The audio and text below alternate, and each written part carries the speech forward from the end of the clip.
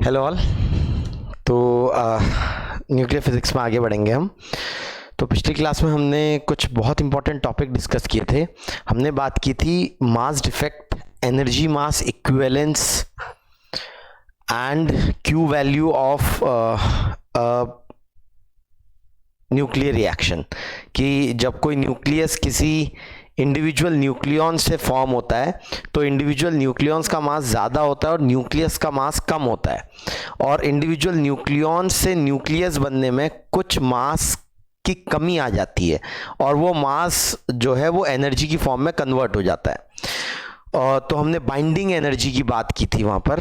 तो आज उसी में थोड़ा सा आगे बढ़ेंगे और हमने एक और इम्पॉर्टेंट बात की थी, वो थी atomic mass and atomic mass number.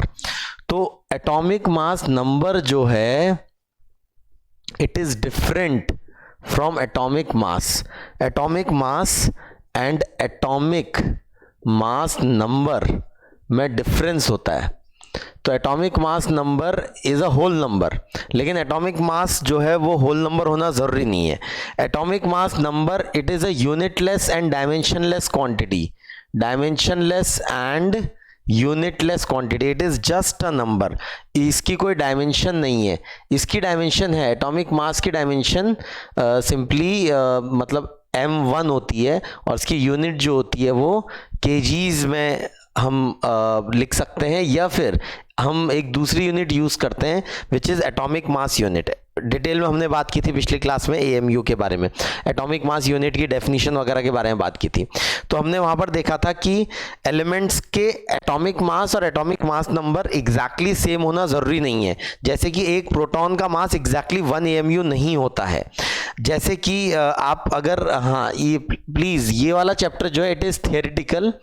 ये थियोरेटिकल चैप्टर है काफ़ी कंपेयर टू अदर चैप्टर्स। इसके लिए आपको प्लीज़ एनसीईआरटी पढ़नी है। एनसीईआरटी पढ़ेंगे तो आपके लिए काफ़ी अच्छा रहेगा। इसमें एनसीईआरटी की 12th की बुक 2 में, 12th की बुक 2 में ये चैप्टर है न्यूक्लियाई नाम से। It is chapter number 13। Chapter number 13 है and the name of the chapter is nuclei. Nuclei chapter का नाम है, सॉरी, न्यूक्लियाई चैप्टर का नाम है। तो ये प्लीज़ ये चैप्टर करेंगे अगर, तो आपके लिए काफ़ी अच्छा रहेगा। मतलब क्योंकि बहुत सारी थियरी है इस चैप्टर में। वैसे मैं पढ़ा रहा हूँ थियरी, लेकिन फिर भी चैप्टर एक बार एनसीईआरटी से पढ़ेंगे चैप्टर के साथ साथ, या फिर ये लेक्चर अब से पढ़ना स्टार्ट कर सकते हैं इस लेक्चर के बाद से, तो आपको काफ़ी हेल्प मिलेगा। तो एटॉमिक मास और एटॉमिक मास नंबर सेम नहीं होता। जैसे एनसीईआरटी में एक एग्जांपल दिया हुआ है, सिंपल है, क्लोरीन का एग्जांपल। अच्छा, उससे पहले एक छोटी सी डेफिनेशंस हमारी हैं कि न्यूक्लियस से रिलेटेड, न्यूक्लियाई से रिलेटेड कुछ डेफिनेशंस हैं। जैसे है isotopes, isotopes, isobars and isotones. I think ये मुझे बताने की ज़रूरत नहीं है, ये आपने केमिस्ट्री में भी पढ़ा होगा, इसका मीनिंग क्या होता है। आइसोटोप्स किन्हें बोलते हैं, आइसोबार्स किन्हें बोलते हैं और आइसोटोन्स किन्हें बोलते हैं। तो आइसोटोप्स उन्हें बोलते हैं जिनमें प्रोटॉन्स का नंबर सेम होता है लेकिन न्यूट्रॉन्स का नंबर डिफरेंट होता है। प्रोटॉन्स का नंबर सेम लेकिन न्यूट्रॉन्स का नंबर डिफरेंट होता है, उनको आइसोटोप्स बोलते हैं। मतलब उनका Z सेम होता है लेकिन A अलग होता है। Z is same, mass number same होता है लेकिन सॉरी, एटॉमिक नंबर सेम होता है लेकिन मास नंबर डिफरेंट होता है। एटॉमिक मास नंबर डिफरेंट होता है, तो इन्हें आइसोटोप्स बोलते हैं। दूसरा आइसोबार्स, आइसोबार्स उन्हें बोलते हैं जिनका A सेम होता है। A सेम होता है मतलब number of protons plus neutron same होते हैं, लेकिन उनका Z डिफरेंट होता है, उनको आइसोबार्स बोलते हैं। आइसोटोन्स उन्हें बोलते हैं जिनमें N सेम होता है, मतलब नंबर ऑफ प्रोटॉन्स जिनमें सेम होते हैं। तो आई थिंक ये डेफिनेशंस मुझे लिखाने की ज़रूरत नहीं है, ये मैं एक्सपेक्ट कर रहा हूँ कि आपको आती होंगी। ये डेफिनेशंस आपको आती होंगी, ये मैं एक्सपेक्ट कर रहा हूँ।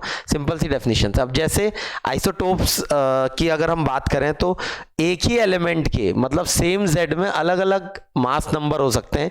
एक ही एलिमेंट के बहुत सारे आइसोटोप्स होते हैं। अब जैसे हाइड्रोजन ही है, हाइड्रोजन होती है जिसमें सिंगल प्रोटॉन होता है, या फिर ड्यूट्रियम होता है, या ट्रीटियम होता है।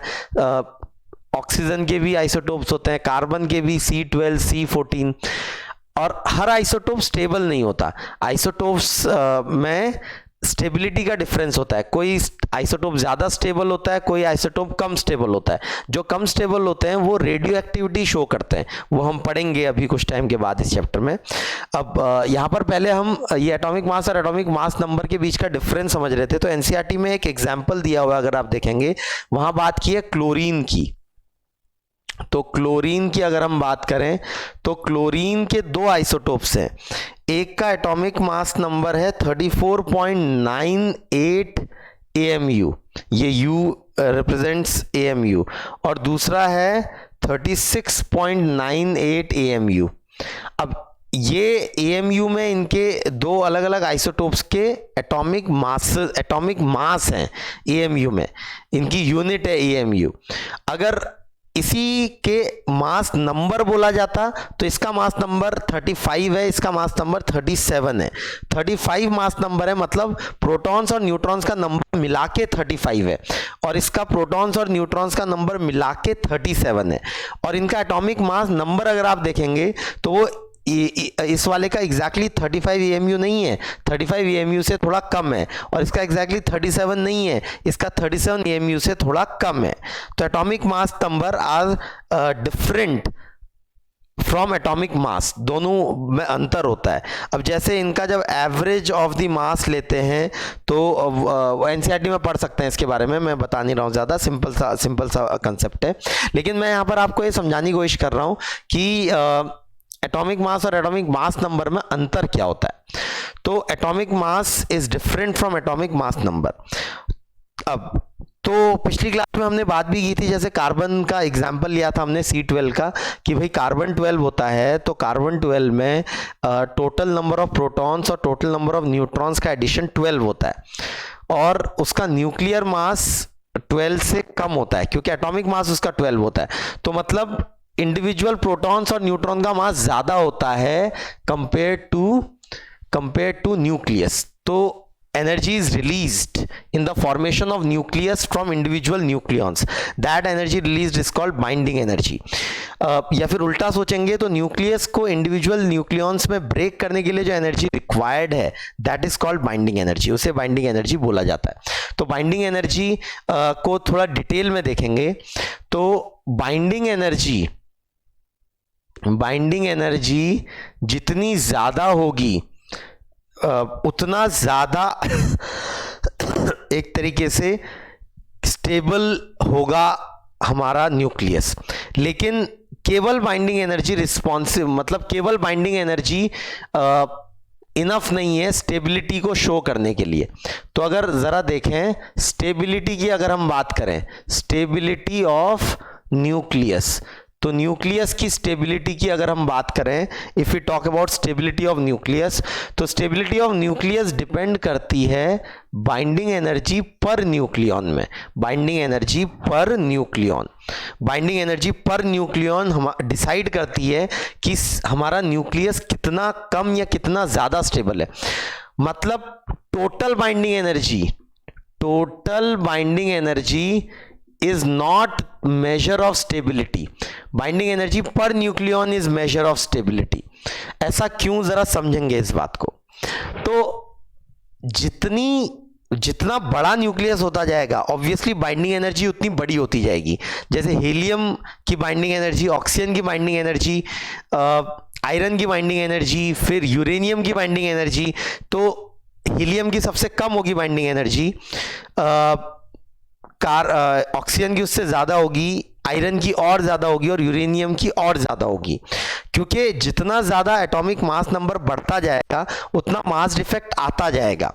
तो न्यूक्लियस जितना बड़ा होता जाएगा उतना बाइंडिंग एनर्जी बढ़ती जाएगी। लेकिन इसका यह मतलब नहीं है कि हर मतलब बाइंडिंग एनर्जी बढ़ती जाएगी तो स्टेबिलिटी भी बढ़ती जाएगी, नहीं। क्योंकि हमने पिछली क्लास में बात की थी कि स्ट्रॉन्ग न्यूक्लियर फोर्स जो होती है वेरी शॉर्ट रेंज होती हैं। न्यूक्लियस एक पर्टिकुलर साइज से बड़ा होने लगता है तो फिर न्यूक्लियॉन्स के बीच फोर्सेस जो हैं, स्ट्रॉन्ग न्यूक्लियर फोर्सेस जो हैं वो वीकर हो जाती है, कंपैरेटिवली वीकर हो जाती है। तो साइज जब एक पर्टिकुलर साइज से बड़ा हो जाता है न्यूक्लियस का, उसके बाद वो स्टेबल, कम स्टेबल होने लगता है। तो binding energy, total binding energy is not the measure of stability of nucleus, binding energy per nucleon. इसको एक एनालॉजी से मैं समझाने की जरा कोशिश करता हूं कि ऐसा क्यों है। तो इमेजिन करिए, एक एनालॉजी है, ये एनालॉजी है कि इमेजिन करिए दो फैमिली हैं, फैमिली 1 एंड फैमिली 2। तो फैमिली 1 की फॉर एग्जांपल, फैमिली 1 में टोटल नंबर ऑफ मेंबर्स जो हैं वो हैं फॉर एग्जांपल 5, और फैमिली 2 में total number of family members जो हैं वो है फॉर एग्जांपल 10। तो फैमिली 1 में 5 मेंबर्स हैं और फैमिली 2 में 10 मेंबर्स हैं। अब फैमिली 1 की जो टोटल इनकम है, टोटल इनकम जो है फैमिली 1 की, ये है नंबर ऑफ फैमिली मेंबर्स, ये है टोटल इनकम। तो total income for example family 1 की है 50,000 रुपीज़, टोटल इनकम इनकी है 50,000 rupees for example per month, और इनकी टोटल इनकम है फॉर एग्जांपल 70,000 रुपीज़। फैमिली 2 की टोटल इनकम है 70,000 rupees. Now total income family 2 की ज़्यादा है, टोटल इनकम अगर देखेंगे तो फैमिली 2 की ज़्यादा है, लेकिन फैमिली 2 में नंबर ऑफ न्यूक्लियॉन्स भी ज़्यादा हैं। तो अगर नंबर ऑफ फैमिली मेंबर्स भी ज़्यादा हैं, तो यहाँ पर अगर मैं टोटल इनकम पर फैमिली मेंबर अगर देखने की कोशिश करूंगा तो ये वाले केस में 10,000 हो जाएगा और ये वाले केस में 7,000 होगा। तो इस सवाल यहाँ पर ये है कि इन दोनों फैमिलीज में से कौन सी फैमिली ज़्यादा खुश है, कौन सी फैमिली ज़्यादा खुश है, मतलब फैमिली 1 ज़्यादा हैप्पी है या फैमिली 2 ज़्यादा हैप्पी है। तो अगर आप सिंपल सा मतलब लॉजिक भी लगाएंगे, भले ही फैमिली 2 की टोटल इनकम ज़्यादा है लेकिन फैमिली 1 ज़्यादा हैप्पी है, क्योंकि फैमिली 1 में इंडिविजुअल हर फैमिली मेंबर को के पास ज़्यादा रुपया है एक तरीके से, तो ये एक तरीके से ज़्यादा कंटेंट, ज़्यादा हैप्पी रहेगी फैमिली 1। तो बिल्कुल यही लॉजिक है स्टेबिलिटी ऑफ न्यूक्लियस में। टोटल बाइंडिंग एनर्जी भले ही ज़्यादा हो, इसका ये मतलब नहीं है कि न्यूक्लियस स्टेबल हो जाएगा। स्टेबिलिटी ऑफ न्यूक्लियस इस बात पर डिपेंड करेगी कि इंडिविजुअल न्यूक्लियॉन कितना खुश है न्यूक्लियस के अंदर। जैसे यहाँ हैप्पीनेस इस बात पर डिपेंड करेगी कि इंडिविजुअल के पास कितना रुपया आ रहा है, टोटल के पास नहीं, इंडिविजुअल के पास। सिमिलरली स्टेबिलिटी ऑफ न्यूक्लियस इस बात पर डिपेंड करेगी कि इंडिविजुअल न्यूक्लियॉन कितना खुश है न्यूक्लियस के अंदर। तो टोटल बाइंडिंग एनर्जी इस बात का मेजर नहीं होगी। स्टेबिलिटी का न्यूक्लियस की स्टेबिलिटी का जो मेजर होगी वो होगी बाइंडिंग एनर्जी पर न्यूक्लियॉन। तो जैसे कि इसका एक ग्राफ बनता है, बड़ा ही अच्छा, बड़ा ही इंपॉर्टेंट ग्राफ है। तो ये एनसीईआरटी में भी बना हुआ है और आपको एचसीवी में भी मिलेगा। एचसीवी में भी बहुत अच्छे से दिया है ये चैप्टर, प्लीज़ एचसीवी भी पढ़ेंगे इसके लिए। तो ये ग्राफ दिया हुआ है एनसीईआरटी में पेज नंबर 444 में। तो ये ग्राफ जो है इसमें वाई एक्सिस में है binding energy per nucleon, Y axis में है बाइंडिंग एनर्जी वाई एक्सिस में है, एक वाई एक्सिस में है बाइंडिंग एनर्जी पर न्यूक्लियॉन और एक्स एक्सिस में है टोटल नंबर ऑफ न्यूक्लियॉन्स। यहाँ है नहीं, हाँ, बाइंडिंग एनर्जी पर न्यूक्लियॉन, ये यूनिट है मेगा इलेक्ट्रॉन वोल्ट, और यहाँ है total number of nucleons in the nucleus. तो ये एक्स एक्सिस में total number of nucleons, Y axis में बाइंडिंग एनर्जी पर न्यूक्लियॉन। तो यहाँ पर ये ग्राफ अगर आप देखेंगे एनसीईआरटी में तो ये कुछ ऐसा गया है।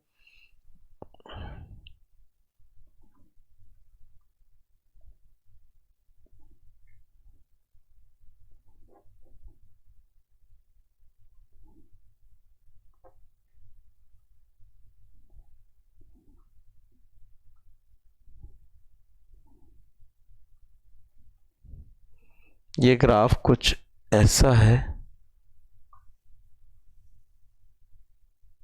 देखेंगे ये इस तरीके का ग्राफ ये है binding energy per nucleon versus, ये अलग अलग एलिमेंट्स हैं, तो अलग अलग एलिमेंट्स हैं, ये ड्यूट्रियम है, ट्रीशियम है, फिर हीलियम है, ऐसे करके ये फिर थोड़ा सा शुरुआत में ये ग्राफ थोड़ा अनइवन है, लेकिन फिर ये ऑक्सीजन के बाद से O18 है, ये ऑक्सीजन के बाद से फिर ये सल्फर है, सल्फर 32, ये आयरन है, आयरन 56, और फिर ये मॉलिडेनम है, मॉलिडेनम 100, इंडियम, टंगस्टन, फिर यूरेनियम, ऐसे करके ये। अब शुरुआत में ये ग्राफ थोड़ा सा ऊपर नीचे जाता है, लेकिन ऑक्सीजन के बाद से ये एक तरीके से यूनिफॉर्मली इंक्रीज करता है, फिर उसके बाद आयरन के बाद से यूनिफॉर्मली डिक्रीज करता है।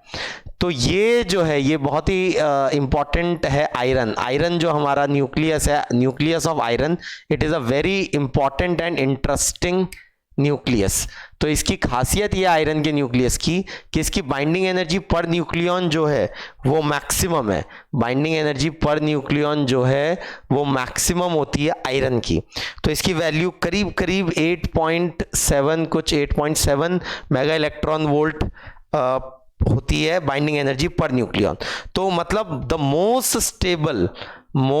Stable nucleus is iron 56, Fe56। Iron के और भी आइसोटोप्स होते हैं, Fe56 मोस्ट स्टेबल आइसोटोप है उसका। तो most stable nucleus out of all the nuclei is iron 56। और अगर ध्यान से इस ग्राफ को देखें तो पहले ये ग्राफ इंक्रीज कर रहा है करीब करीब, और आयरन के बाद ये डिक्रीज कर रहा है। मतलब ये वाले जो हैं, जो हैवी एलिमेंट हैं आयरन से heavy, this are less stable than iron, ये कम स्टेबल है आयरन से, और ये वाले भी कम स्टेबल है आयरन से, these are also less stable, ये भी कम स्टेबल है आयरन से। मतलब आयरन के लेफ्ट में भी कम स्टेबल, मतलब उसके मुकाबले, और आयरन के राइट में भी कम स्टेबल है। तो मोस्ट स्टेबल जो है वो आयरन है। तो ये जो है ये बहुत ही इंपॉर्टेंट ग्राफ है। तो ये ग्राफ ज़रा ध्यान से देखेंगे, एनसीईआरटी में भी बना हुआ है और आपको ये HCV में भी मिलेगा। ठीक है, चलिए तो आगे बढ़ेंगे, ज़रा कुछ क्वेश्चंस इसके CPS के क्वेश्चंस देखना स्टार्ट करेंगे। तो अभी तक जो हमने कंसेप्ट किए हैं उन्हीं कंसेप्ट पर बेस्ड ये क्वेश्चंस हैं। तो जो एक इम्पॉर्टेंट कंसेप्ट हमारा है एनर्जी मास इक्विवेलेंस का, अगर वो देखेंगे तो E is equal to MC², हमारा जो कंसेप्ट था E is equal to MC²।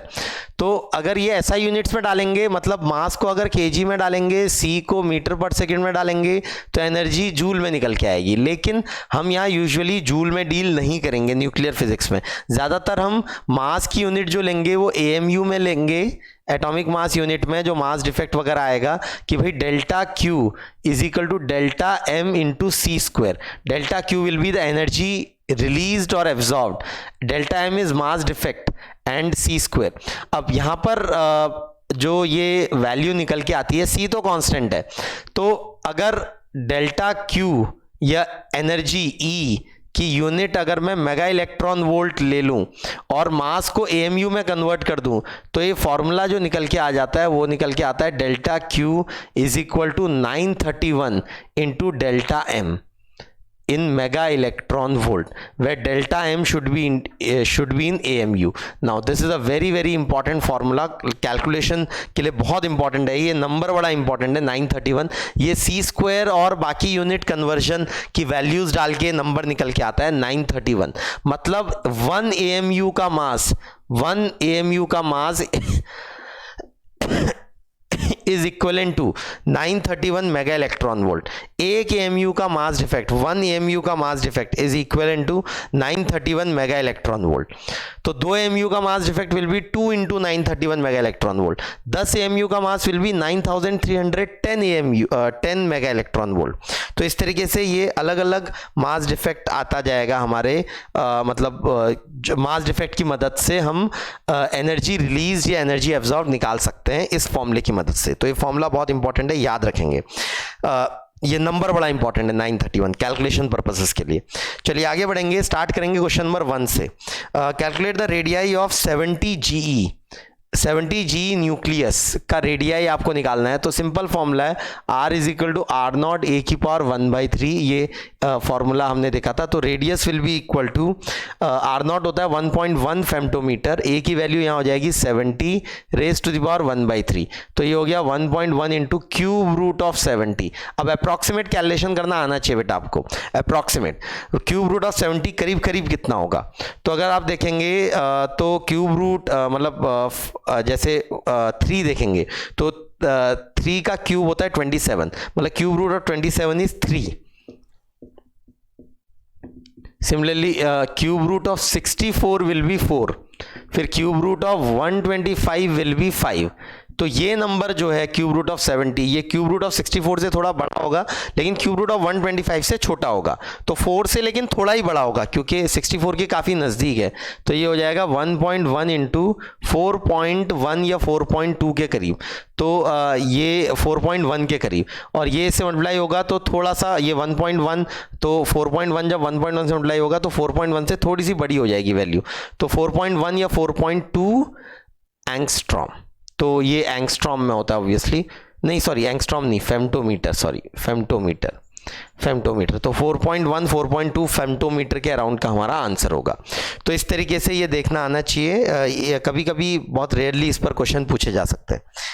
Question number 2, calculate the electric potential energy of interaction due to electric repulsion between two nuclei of C12 when they touch each other at surface। तो अगर surface पे एक दूसरे को touch कर रहे हैं दो कार्बन के न्यूक्लियाई C12 है, तो मतलब इसमें +6e है और इसमें भी +6e है, कार्बन मतलब 6 प्रोटॉन्स होते हैं उसमें। तो ये दोनों अगर एक दूसरे को टच कर रहे हैं इस तरीके से, तो अगर इसमें Q1 चार्ज है, इसमें Q2 चार्ज है, इनके सेंटर्स के बीच की दूरी अगर ये इसका रेडियस आर है, इसका भी आर है, तो पोटेंशियल एनर्जी हो जाती है KQ1 Q2/R। अगर ये याद हो KQ1 Q2/2R हो जाएगी यहाँ पर, क्योंकि सेंटर्स के बीच की दूरी 2R है। मतलब मैं इसको सॉलिड स्फीयर और इसको भी सॉलिड स्फीयर की तरह इमेजिन करूंगा, तो दो सॉलिड स्फीयर्स के सेंटर्स के बीच की दूरी 2R हो जाएगी जब वो चिपके हुए हैं एक दूसरे से। तो नेट पोटेंशियल एनर्जी हो जाएगी KQ1 Q2/2R। तो Q1 K की वैल्यू मुझे पता है, Q1 की वैल्यू मुझे पता है, Q2 की वैल्यू मुझे पता है, R की वैल्यू मुझे निकालनी होगी। तो R की वैल्यू निकालनी है अगर, तो R is equal to R not A की पावर 1/3, ये फॉर्मूला फिर से यूज करेंगे। R is equal to R not हो जाएगा 1.1 फेम्टोमीटर, A की वैल्यू हो जाएगी 12 रेज टू द पावर 1/3। तो ये 12 रेज टू द पावर 1/3, क्योंकि एटॉमिक मास नंबर इसका है 12 कार्बन का, तो 12 रेज टू द पावर 1/3 मतलब क्यूब रूट ऑफ 12। तो ये जो न्यूक्लियस का चैप्टर है, इसमें कैलकुलेशन थोड़ी सी डिफिकल्ट आती हैं जब भी इसके न्यूमेरिकल्स आते हैं, तो बहुत बार आपको अप्रॉक्सीमेट करना पड़ता है और कभी कभी डेटा क्वेश्चंस में भी दिया होगा। अब जैसे 2, ये नंबर 2 से थोड़ा बड़ा होगा लेकिन 3 से काफ़ी छोटा होगा, क्योंकि क्यूब रूट ऑफ 8 जो होता है वो 12 होता है, सॉरी क्यूब रूट ऑफ 8 जो होता है वो 2 होता है, और क्यूब रूट ऑफ 27, तो ये करीब करीब 1.1 इंटू 2.1 के करीब आएगा। तो 1.1 इंटू 2.1 2.2 के करीब आएगा, तो ये 2.1 से थोड़ा सा बड़ा होगा, 2.3 के करीब होगा, इतना फेम्टोमीटर। तो ये यहाँ पुट कर सकते हैं, फेम्टोमीटर मतलब 10 की पावर -15 यहाँ पुट कर सकते हैं। बाकी K की वैल्यू पुट कर सकते हैं और Q1 और Q2 की वैल्यू पुट कर सकते हैं। K की वैल्यू आपको याद है 9 इंटू 10 की पावर 9, Q1 और Q2 दोनों की वैल्यू जो हो जाएगी वो जाएगी 6 इंटू 1.6 इंटू 10 की पावर -19 कूलम। तो ये सब कुछ ऐसा यूनिट में इनपुट करेंगे तो आपको इलेक्ट्रिक पोटेंशियल एनर्जी मिलेगी इस सिस्टम की। तो ये थोड़ा सा न्यूक्लियर फिजिक्स और इलेक्ट्रोस्टैटिक्स का मिक्स सवाल है। नेक्स्ट क्वेश्चन नंबर 3 देखेंगे। क्वेश्चन नंबर 3, तो क्वेश्चन नंबर 3 अगर देखें तो क्वेश्चन नंबर 3 में बड़ा इंपॉर्टेंट क्वेश्चन है, देखेंगे वहाँ 3 न्यूक्लियाई दिए हुए हैं और तीनों न्यूक्लियाई का कुछ उनके बारे में कुछ इंफॉर्मेशन हमको दी हुई है, तीनों न्यूक्लियाई के बारे में देखेंगे ज़रा ध्यान से। तो ये है एटॉमिक मास नंबर और ये है binding energy mega electron volt में।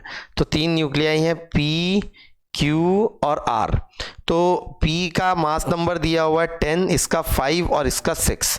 और इसकी टोटल बाइंडिंग एनर्जी दे रखी है 100, इसकी 60 और इसकी 66। हमसे पूछा है डिक्रीजिंग ऑर्डर ऑफ स्टेबिलिटी, मतलब कौन सबसे कम स्टेबल है, फिर उससे ज़्यादा स्टेबल, फिर उससे सबसे ज़्यादा स्टेबल, फिर सबसे कम स्टेबल, और उससे कम स्टेबल और सबसे कम स्टेबल। तो स्टेबिलिटी क्या टोटल बाइंडिंग एनर्जी पर डिपेंड करेगी? क्या इसका ये मतलब है P सबसे ज़्यादा स्टेबल है फिर R उससे कम और Q सबसे कम? नहीं, टोटल बाइंडिंग एनर्जी पे डिपेंड नहीं करेगी। ये बाइंडिंग एनर्जी था, ये बाइंडिंग एनर्जी बना हुआ है इस टेबल में, तो अब स्टेबिलिटी टोटल बाइंडिंग एनर्जी पे डिपेंड नहीं करती है, वो डिपेंड करती है बाइंडिंग एनर्जी पर न्यूक्लियन पे। तो यहाँ पर ये हमको अलग से निकालना पड़ेगा, binding energy per nucleon table में ऐड करना पड़ेगा एक तरीके से। ये हो जाएगा 10, ये हो जाएगा 60/5 12, 66/6 11। तो अगर देखेंगे Q सबसे ज़्यादा स्टेबल है और P और R जो है वो मतलब Q is more stable then R is more stable then P। P सबसे कम स्टेबल है, मतलब जिसकी बाइंडिंग एनर्जी सबसे ज़्यादा थी वो सबसे कम स्टेबल है। मतलब एक तरीके से यहाँ ये देख सकते हैं कि भाई इस फैमिली की इनकम 100 है, इसमें total number of family members 10 है, इसकी 60 है, इसमें 5 है, इसमें 66 है, इसमें 6 है। तो कौन ज़्यादा खुश होगा, कौन ज़्यादा स्टेबल होगा? तो वो ज़्यादा स्टेबल होगा जिसमें इंडिविजुअल फैमिली मेंबर्स के पास ज़्यादा रुपया आएगा। तो टोटल रुपया मैटर नहीं करता है, इंडिविजुअल फैमिली मेंबर किस केस में ज़्यादा रुपया आ रहा है वो मैटर करता है। हाँ, तो ये इस तरीके से देखेंगे। Next question number 4, a nucleus of binding energy of 100 mega electron volt, it further releases 10 mega electron volt of energy, find the new binding energy of the nucleus। तो बहुत स्टैंडर्ड सवाल है। एक न्यूक्लियस है, उसकी बाइंडिंग एनर्जी है 100 mega electron volt. अब वो न्यूक्लियस जो है वो Z प्रोटॉन और A-Z न्यूट्रॉन से मिलके वो हमारा न्यूक्लियस बना होगा। तो ये इसमें एनर्जी रिलीज हुई है 100 मेगा इलेक्ट्रॉन वोल्ट, ये एनर्जी रिलीज हुई है। It further releases 10 mega electron volt. अब ये फर्दर रिलीज कर रहा है 10 मेगा इलेक्ट्रॉन वोल्ट।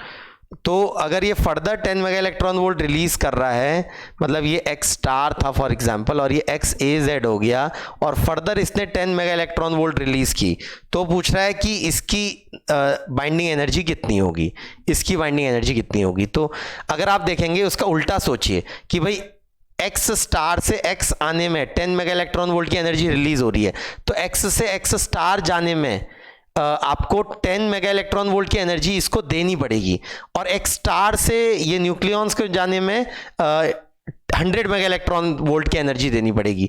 तो टोटल X से न्यूक्लियॉन्स में जाने में आपको 10 mega electron volt plus 100 mega electron volt की एनर्जी देनी पड़ेगी। मतलब टोटल कितनी एनर्जी देनी पड़ेगी? 110 मेगा इलेक्ट्रॉन वोल्ट की एनर्जी आपको सप्लाई करनी पड़ेगी। तो इसकी टोटल बाइंडिंग एनर्जी जो हो जाएगी X वाले की, वो हो जाएगी 110 मेगा इलेक्ट्रॉन वोल्ट। आप ये समझ सकते हैं कि इस न्यूक्लियस को इंडिविजुअल न्यूक्लियॉन्स में तोड़ने के लिए कितनी एनर्जी चाहिए, या इंडिविजुअल न्यूक्लियॉन्स से ये न्यूक्लियस फॉर्म होने में कितनी एनर्जी रिलीज हुई है, that is the binding energy. तो इसका आंसर हो जाएगा 110 मेगा इलेक्ट्रॉन वोल्ट। ये था क्वेश्चन नंबर 4। अगला है क्वेश्चन नंबर 5। क्वेश्चन नंबर 5 अगर देखेंगे तो 5 भी अच्छा क्वेश्चन है, इंपॉर्टेंट क्वेश्चन है। A plus B conceptual question है, गिव C प्लस डी। ये एक न्यूक्लियर रिएक्शन है। यहाँ A एक न्यूक्लियस है, B दूसरा न्यूक्लियस है, C तीसरा न्यूक्लियस है और D चौथा न्यूक्लियस है। Binding energy of A, B, C and D are given as B1। मतलब इसकी बाइंडिंग एनर्जी दी हुई है B1, इसकी बाइंडिंग एनर्जी दी हुई है B2, इसकी बाइंडिंग एनर्जी दी है B3 और इसकी बाइंडिंग एनर्जी दी है B4। तो ये हर किसी की बाइंडिंग एनर्जी दे रखी है आपको, कि इनकी इंडिविजुअल बाइंडिंग एनर्जी आपको दे रखी है क्वेश्चन में। तो पूछ रहा है find the energy released in the reaction. तो यहाँ कितनी एनर्जी रिलीज होगी? मान लेते हैं Q एनर्जी रिलीज हुई, तो हमें Q की वैल्यू पूछ रहा है in terms of B1, B2, B3, B4। तो यहाँ पर एक बहुत गलती होती है जो वो ये होती है कि हम जो स्टूडेंट्स यूजुअली मिस्टेक करते हैं वो ये करते हैं कि भाई इसकी बाइंडिंग एनर्जी B1 है, इसकी B2 है, इसकी B3 है, इसकी B4 है, और यहाँ Q एनर्जी रिलीज हुई है फॉर एग्जांपल, तो B1 plus B2 should be equal to B3 plus B4 plus Q। This is completely wrong. ऐसा नहीं कर सकते आप। मतलब ये करते हैं यूजुअली कि भाई इसकी बाइंडिंग एनर्जी प्लस इसकी binding energy is equal to इसकी बाइंडिंग एनर्जी प्लस इसकी binding energy plus energy release. नहीं, ऐसा नहीं कर सकते। ऐसे इस तरीके से आप लेफ्ट हैंड साइड की बाइंडिंग एनर्जीज और राइट हैंड साइड की बाइंडिंग एनर्जीज के साथ एनर्जी को इक्वेट नहीं कर सकते। अब बाइंडिंग एनर्जी होती क्या है, फिर से जरा ध्यान से देखिए कि बाइंडिंग एनर्जी होती है the energy released in the formation of nucleus from individual nucleons.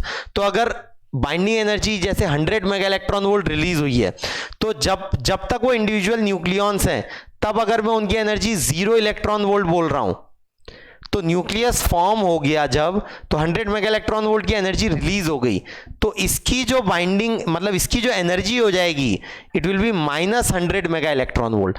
तभी तो इन दोनों का एडिशन 0 रहेगा। मतलब एनर्जी जब रिलीज की है किसी सिस्टम ने, तो उसकी खुद की एनर्जी डिक्रीज हो जाएगी, उसकी एनर्जी डिक्रीज हो जाएगी।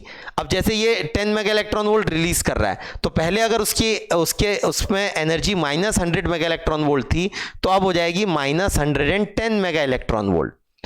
जो मास एनर्जी में कन्वर्ट हो रहा है, तो मास घट जा रहा है। मास अगर डिक्रीज हो रहा है, तो मास के करस्पॉन्डिंग एनर्जी जो है वो डिक्रीज हो जा रही है। तो पहले अगर 0 था मास के करस्पॉन्डिंग एनर्जी, अगर मैं 0 इमेजिन करूं पहले, तो अब वो -100 मेगा इलेक्ट्रॉन वोल्ट है।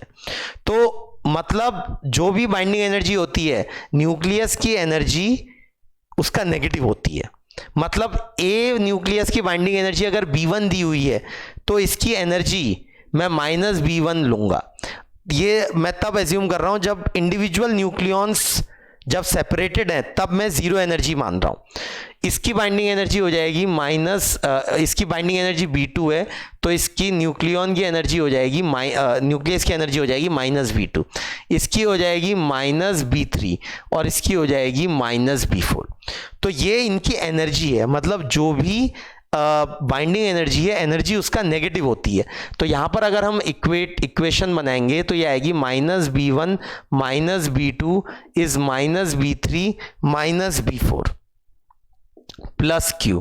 तो ये हो जाएगा B3 plus B4 -B1 -B2 is equal to Q। So this will be the energy released. ये एनर्जी रिलीज्ड होगी, ठीक है। तो ये इंपॉर्टेंट बात जो सीखी हमने यहां से कि बाइंडिंग एनर्जी का नेगेटिव होती है total energy of the nucleus. Next question number 6 is a important question. Question number 6 में बोल रहा है calculate the binding energy of alpha particle from the following data. Alpha particle होता है हीलियम का न्यूक्लियस। तो हीलियम के न्यूक्लियस की आपको बाइंडिंग एनर्जी निकालनी है, टोटल बाइंडिंग एनर्जी निकालनी है हीलियम के न्यूक्लियस की। जरा देखेंगे बेटा, तो हीलियम का न्यूक्लियस फॉर्म होने के लिए 2 प्रोटॉन और 2 न्यूट्रॉन्स की जरूरत है, तब हमारा हीलियम का न्यूक्लियस फॉर्म होता है। नाउ तो उसने बोला है मास ऑफ 1H एटम दिया हुआ है, मास ऑफ 1 न्यूट्रॉन दिया है and mass of 4He atom. ध्यान देंगे, एटम का मास दिया हुआ है। अब एटम का मास दिया हुआ है, लेकिन हमें यहां न्यूक्लियस का मास चाहिए। अब हाइड्रोजन एटम जो होता है उसमें 1 प्रोटॉन और 1 न्यूट्रॉन होता है, तो mass of 1 proton will be equal to mass of 1 hydrogen atom minus mass of 1 electron. ये 1 प्रोटॉन का मास होगा। दूसरा हीलियम का mass of 1 helium will be equal to mass of helium nucleus. Mass of 1 helium nucleus जो होगा, एक तरीके से मैं स्मॉल m बोल दूं, small m of helium will B capital M of helium -2 mass of electron. अब ये क्या कर रहा हूं मैं, स्मॉल m जो है इट इज न्यूक्लियर मास और कैपिटल M जो है वो atomic mass. Now there is difference between nuclear mass and atomic mass. Nuclear mass का मतलब होता है न्यूक्लियस का मास और एटॉमिक मास का मतलब होता है एटम का मास। तो न्यूक्लियस का मास जो होगा वो एटम का मास माइनस मास ऑफ इलेक्ट्रॉन्स होगा, या एटम का मास विल बी न्यूक्लियस का mass plus mass of electrons होगा। तो यहां पर अगर देखेंगे, हमें न्यूक्लियर मास नहीं दिया हुआ है, हमको एटॉमिक मास दिया हुआ है। बहुत बार डेटा में एटॉमिक मास ही दिया होता है। तो हम क्या करेंगे, प्रोटॉन का मास हमें नहीं पता है और हीलियम का भी न्यूक्लियर मास हमको नहीं पता है, तो यहां पर हम क्या करेंगे, 2 इलेक्ट्रॉन्स ऐड कर देंगे और यहां पर भी 2 इलेक्ट्रॉन्स ऐड कर देंगे। ऐसा क्यों कर रहे हैं हम कि भाई एक प्रोटॉन प्लस एक इलेक्ट्रॉन, ये हो जाएगा ये 2 हाइड्रोजन एटम हो जाएंगे प्लस 2 न्यूट्रॉन, न्यूट्रॉन ऐसे के ऐसे रहेंगे, और ये 2 हीलियम, ये अल्फा पार्टिकल था, सॉरी, तो अल्फा पार्टिकल के साथ 2 इलेक्ट्रॉन ऐड किए, तो ये 2 हीलियम, 2 नहीं, एक हीलियम का न्यूक्लियस हो जाएगा, एक हीलियम का एटम हो जाएगा। तो अब ये वाली रिएक्शन न्यूक्लियर रिएक्शन थी, इसको मैंने एटॉमिक में एक तरीके से कन्वर्ट कर दिया इलेक्ट्रॉन्स के मासेस को ऐड करके दोनों साइड। तो ऐसा करके फायदा ये हुआ कि जो डेटा मुझे दिया हुआ है वो मैं यूज कर सकता हूं। तो लेफ्ट हैंड साइड LHS का मास जो हो जाएगा, मास ऑफ LHS जो हो जाएगा, इट विल बी 2 × 1.007826 प्लस 2 × 1.008665, ये हो जाएगा LHS का मास। मास ऑफ RHS जो हो जाएगा इस इक्वेशन में, तो हीलियम एटम का मास है 4.00260।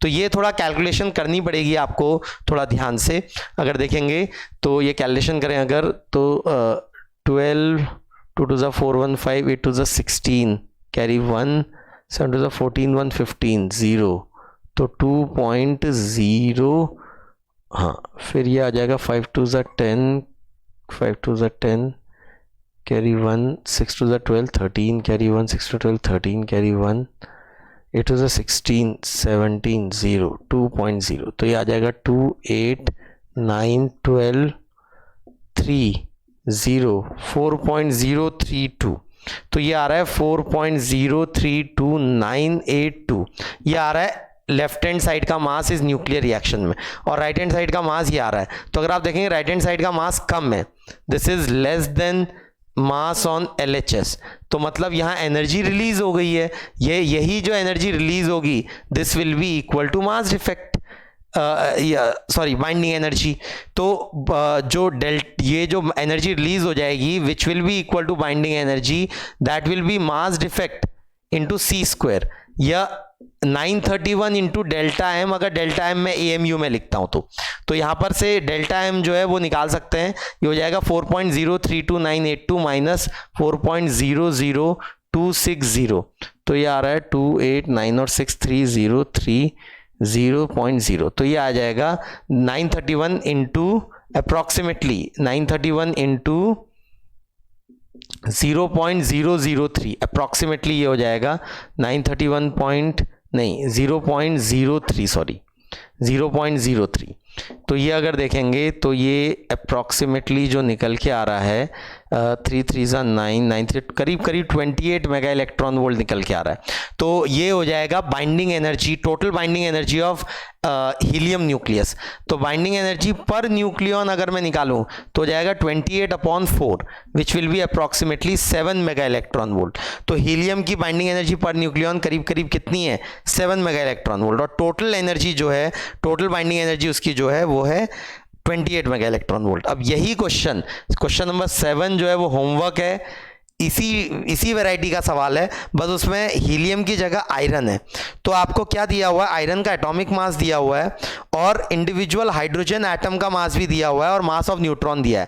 तो इसमें क्या हो जाएगा, 26 proton plus 30 neutron will give iron का न्यूक्लियस। तो हम क्या करेंगे, दोनों तरफ 26 इलेक्ट्रॉन ऐड कर देंगे, उससे क्या हो जाएगा, यहाँ 26 हाइड्रोजन एटम हो जाएंगे और यहाँ 26 आयरन के न्यूक्लियस, आयरन के एटम हो जाएंगे। फिर जरा मास डिफेक्ट निकालिए बेटा दोनों तरफ, और प्लीज इसका total binding energy and binding energy per nucleon निकाल के दिखाइए।